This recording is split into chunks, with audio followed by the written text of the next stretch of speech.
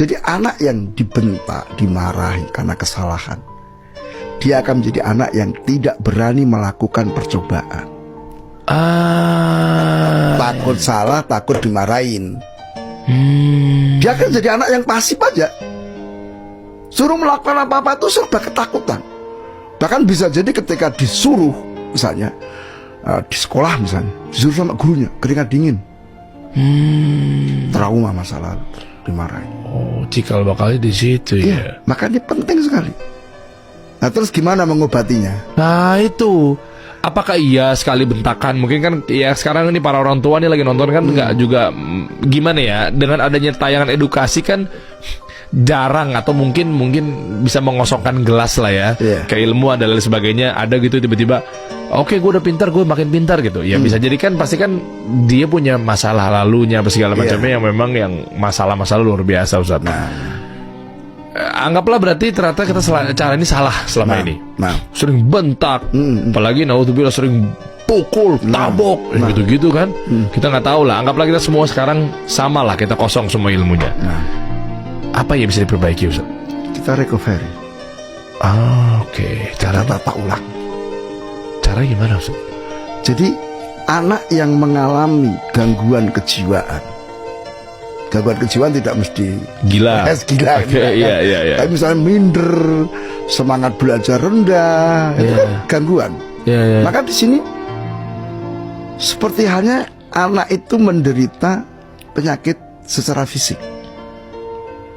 Jadi gangguan-gangguan kejiwaan, perilaku negatif, itu seperti halnya orang sakit secara fisik. Maka satu yang harus dilakukan orang tua adalah apa?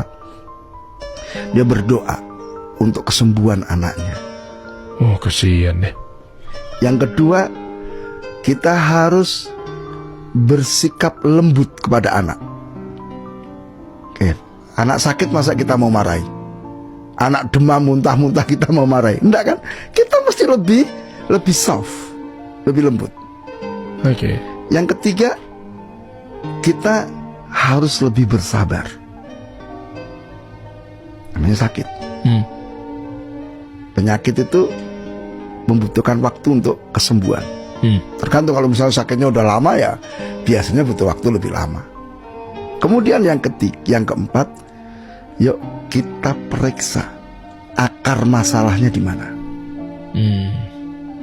Jangan-jangan anak berperilaku negatif sumbernya dari kita orang tua. Dan itu tidak sedikit ternyata terjadi. Seperti yang saya contohkan tadi, anak di kelas caper-caperan sama gurunya. Ternyata sumbernya dari orang tuanya yang tidak memberikan perhatian kepada anaknya. Ya kan? Bisa jadi ketika, kenapa kamu kok minder? Kenapa kamu gak berani mencoba? Ternyata dia trauma, dulu pernah kita bentak ketika melakukan kesalahan. Iya. Takutnya begitu dia mau coba lagi, dia teringat bahwa nanti gue kalau salah dibentak nih, dimarahin nih.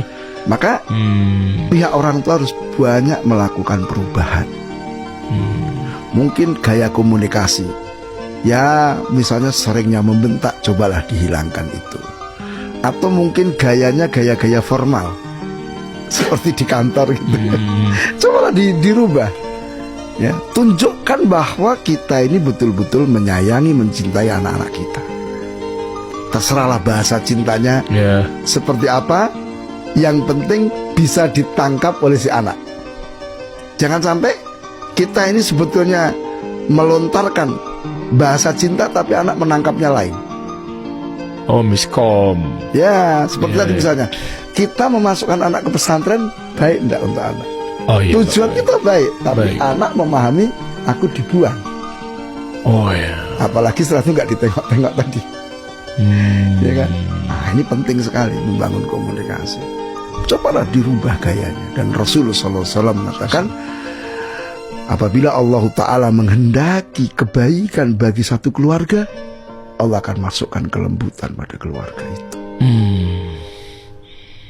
Luar biasa. Jadi kelembutan itu membawa kebaikan dalam semua hal.